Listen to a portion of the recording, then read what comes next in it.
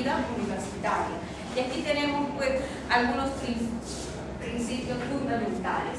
En primer lugar, el contexto sociocultural, que seguramente ustedes lo habrán escuchado repetidas veces dentro del enfoque vygotsquiano. ¿Pero qué se refiere el contexto sociocultural? Muchas veces cuando nosotros hablamos en la universidad, en la vida universitaria, en el ámbito del proceso de enseñanza-aprendizaje, se va a impartir un conjunto de saberes, un conjunto de conocimientos que son producto de una larga investigación. Pero esas investigaciones y esos saberes no pueden ser dados de manera abstracta, no pueden ser dados de manera aislada, sino tienen que tener como base, ¿qué cosa? La realidad cultural y la realidad económica de nuestros estudiantes. Esto es, si nosotros somos maestros, por ejemplo, de una universidad que está ubicada, ya sea en el centro de Lima, que está ubicada en el Cono Norte, que está ubicada, por ejemplo, en Chosica, las afueras de Lima, nosotros vamos a darnos cuenta que cada una de estas universidades tiene un contexto peculiar y en ella existen también una gran cantidad de estudiantes con toda una historia cultural, con una herencia socioeconómica distinta, y el maestro no puede ser indiferente frente a estas particularidades. ¿Eso qué significa?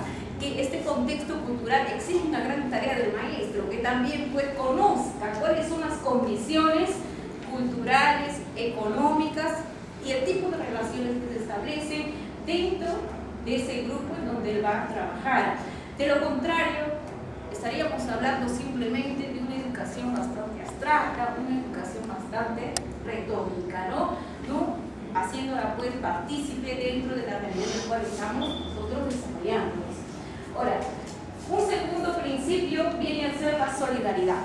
Y seguramente también escuchamos, ¿no?, con mucha frecuencia la solidaridad como valor, y somos nosotros propulsores de que esta solidaridad se imparta, se desarrolle y se difunda. Pero preguntémonos algo simple: ¿cómo se aprende la solidaridad? ¿Cómo nosotros aprendemos a ser solidarios? Pregunto, ¿en una aula de clase se puede enseñar la solidaridad? El maestro dice, hablemos hoy de solidaridad, y ya aprenderemos a ser solidarios. ¿Cómo se aprende la solidaridad como valor y la solidaridad como sentimiento? Porque la solidaridad es o no es un sentimiento. ¿Cómo surge la solidaridad en el ser humano? Y aquí es importante que tengamos en cuenta dos niveles. En primer lugar, a nivel personal, quiere decir que en algunos, producto de ese desarrollo psicológico que hemos tenido a lo largo de nuestra vida, vamos a ser portadores de ¿qué? De rasgos solidarios.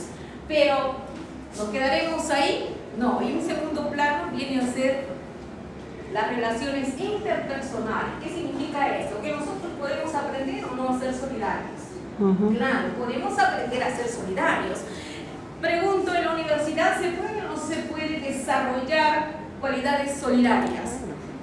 Pero sí. ¿Es fácil desarrollar, pregunto, actitudes solidarias cuando nosotros nos volvemos solidarios? Como les decía, la solidaridad no es pues algo abstracto, no se aprende en teoría. ¿Cómo aprendemos la solidaridad? A través de un mecanismo simple. ¿Cómo se llama ese mecanismo simple y básico de aprendizaje? El aprendizaje por modelamiento, el aprendizaje, lo que llama Bandura, el aprendizaje por imitación. Por imitación. En una aula de clase nosotros vamos a observar que hay unos alumnos que ya traen como parte de su herencia familiar y cultural, incluso de la familia, rasgos o gestos solidarios. Y eso se evidencia, se observa. Y yo pregunto, ¿pero todos son así? No. ¿Qué vamos a hacer entonces nosotros para desarrollar la solidaridad como sentimiento, como actitud? Porque realizar actividades y trabajo de proyección social exige que nosotros brote ese sentimiento llamado solidaridad. No en máximo, sino en mínimo. Por eso es que los docentes debemos estar siempre atentos a aquellos pequeños gestos de solidaridad. Pensamos que todos van a ser solidarios. No, pero hay ciertos gestos que dan indicios de que hay señales de que puede brotar la solidaridad frente a determinados momentos, ¿no? Algo muy simple, por ejemplo, es actualmente en este medio neoliberal se incentiva mucho el individualismo, se incentiva mucho que nosotros estemos solamente preocupados por nuestros problemas, por nuestra vida, y que no miremos a quién, al otro, que ya el otro sea indiferente. Pero qué importante es cuando vemos que uno de nuestros alumnos, por ejemplo, levanta la mirada y se percata ya de quién, de la presencia del otro, lo escucha, lo atiende, lo ayuda. ¿Esa es una buena señal o no? Les pregunto, de esa disposición a querer contribuir o ayudar al otro. Entonces, esos pequeños gestos de solidaridad son necesarios que nosotros lo hagamos notar, reforcemos, porque es la base para desarrollar mejor el trabajo de proyección social o proyección a la comunidad. Otro punto importante es el reto de la universidad. ¿Cuál será el reto de la universidad? Solamente la universidad está hecha, le pregunto, para la profesionalización. Solamente la universidad está hecha para otorgar grados académicos. Solamente para eso nosotros vamos a la universidad. ¿Qué me dicen? Solamente para eso la universidad tiene un papel más allá, más trascendente. ¿Para qué está la universidad? ¿Para qué ha surgido la universidad a lo largo de la historia? Bien, la universidad abre sus ojos. ¿Y quiénes son la universidad? A veces se habla de la universidad y se piensa que es estructura física, pero ¿quiénes son la universidad? ¿Quiénes son la universidad? La universidad son los estudiantes. ¿Quién más son la universidad? Son los docentes. ¿Pero quién más es la universidad? Los egresados. ¿No? Los egresados también son la universidad y eso lo contempla, por ejemplo, la ley universitaria. En conjunto son la universidad.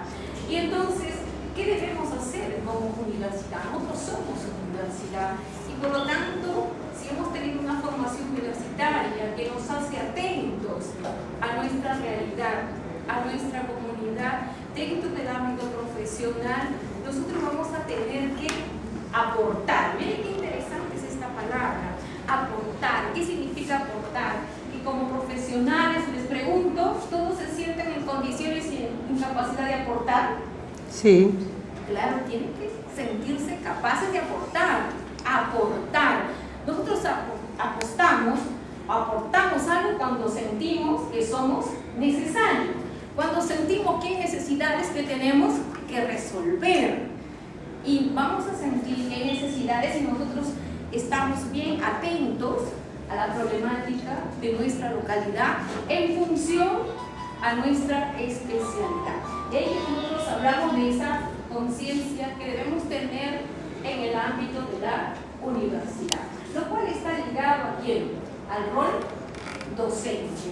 Al rol docente. ¿Cuál sería el rol docente? ¿Solamente enseñar?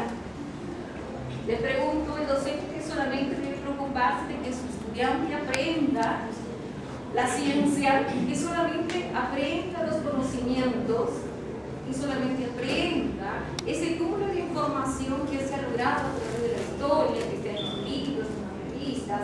Solamente de eso debe preocuparse el docente. Podemos hacer docencia, podemos hacer nosotros proyección social a partir de una práctica pedagógica docente diferente. ¿Qué me dices? ¿Se puede hacer o no proyección social a partir de la práctica docente diaria?